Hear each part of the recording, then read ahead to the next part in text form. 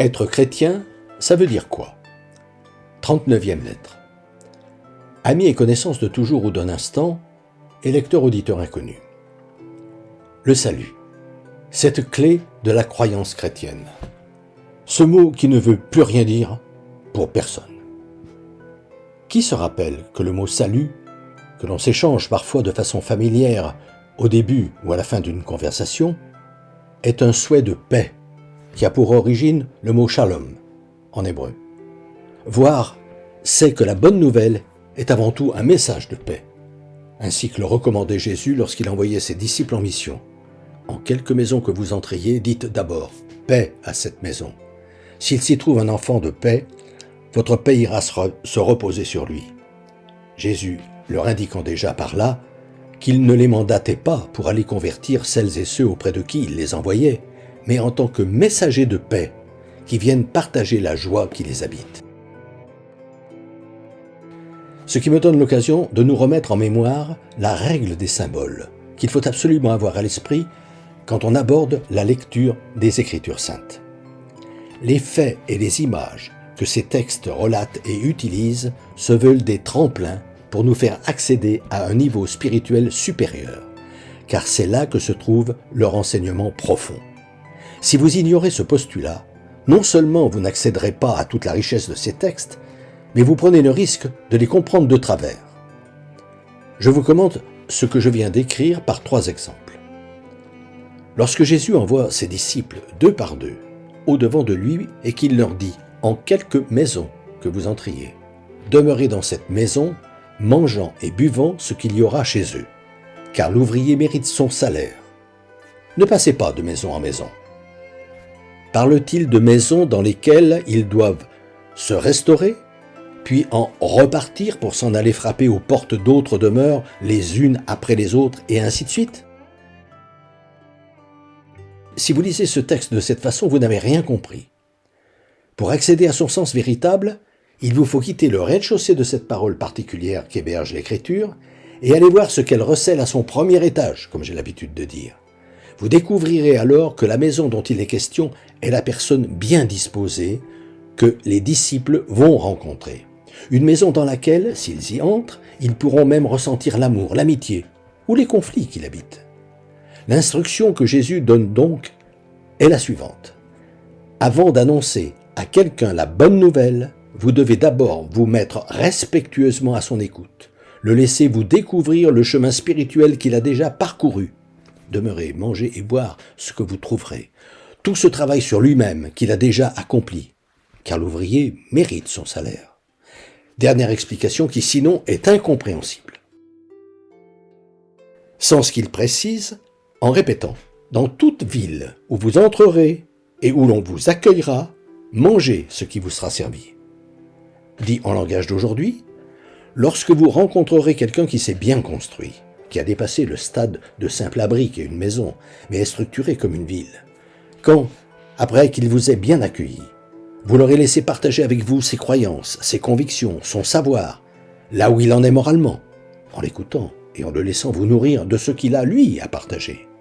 Alors seulement, annoncez-lui la bonne nouvelle du royaume. Ce n'est qu'alors que vous serez en mesure de répondre à ses pourquoi, à ses interrogations sur le sens de la vie, à ses inquiétudes morales, que vous serez capable de guérir ses maladies. Ayant ainsi observé qu'il a organisé sa vie autour des vraies valeurs que Dieu a inscrites dans sa conscience, ce sera le moment de lui révéler que pour lui, les temps sont accomplis et que le royaume de Dieu est tout proche. Il est en effet en mesure d'entendre la bonne nouvelle et donc de goûter au vrai bonheur qu'est s'accomplir intérieurement. En revanche, s'il constate que cette ville n'est pas accueillante, parce que celui qui l'habite s'est entouré d'une muraille de certitude, comme s'il était une citadelle dont en aucun cas il ne veut abaisser le pont-levis, que les disciples ne perdent pas leur temps, qu'ils s'en aillent, tant pis pour lui, et qu'il le laisse avec sa prétendue connaissance.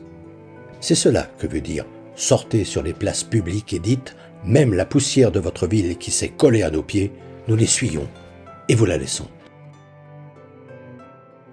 Ceci dit, nous allons maintenant regarder ce qu'entendent aujourd'hui par salut la plupart des chrétiens pratiquants, me réservant, afin de ne pas être trop long, de vous donner dans la lettre que je vous enverrai dans un mois, le sens profond de ce salut, selon les évangiles. Le salut est pour après notre mort, dans la vie éternelle, si nous nous comportons bien sur terre, nous est-il enseigné.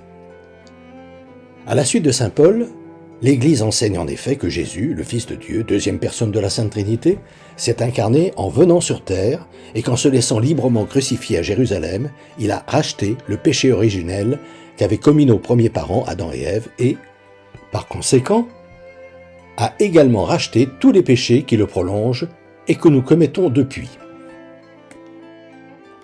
Qu'ayant ainsi obtenu le pardon de Dieu, il a ouvert les portes du ciel et assuré le salut de l'humanité en nous donnant accès à la vie éternelle après notre mort. Rachat qui, si l'on s'en satisfait, est un peu facile, de mon point de vue. Abstraction faite de savoir ce qui se passera après notre mort, dans la vie éternelle, comme on dit, ce mystérieux avenir sur lequel Jésus évitait de s'attarder, car pas plus que nous, puisqu'il n'était qu'un homme comme nous, du moins quand il était sur terre, il ne le savait, la bonne question ne serait-elle pas « Qu'est-ce qui peut ou non nous motiver pour bien nous comporter sur terre ?»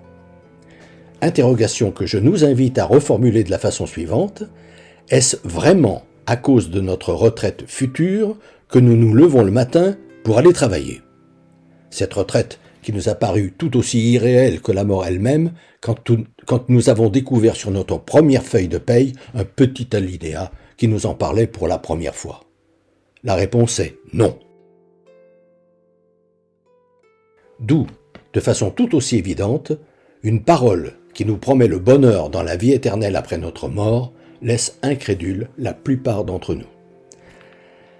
C'est pourquoi, de même que notre retraite n'est pas la raison première pour laquelle chacun de nous s'emploie à gagner sa vie, l'objectif d'entrer dans la vie éternelle après leur mort que l'Église a donné aux chrétiens ne les motive pas du tout. Et l'immense majorité de celles et ceux qui se disent chrétiens parce qu'ils ont été baptisés ne vivent pas de leur foi. Gâchis, dû à ce manque évident de foi, justement, qui est lourd de conséquences. Le projet de Jésus de voir l'humanité entière s'appliquer à dire merci à notre Créateur de nous avoir donné la vie, et qui plus est, de nous l'avoir donnée en nous rendant libres, de nous laisser guider, ou non, par les valeurs avec lesquelles il anime nos consciences, ce projet de nous voir nous aimer les uns les autres avec la même gratuité que lui-même nous aime est tombé à l'eau. D'où le monde est dans l'état que l'on connaît.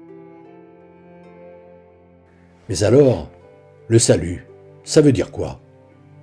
Ma prochaine lettre vous donnera la réponse de Jésus. Fraternellement.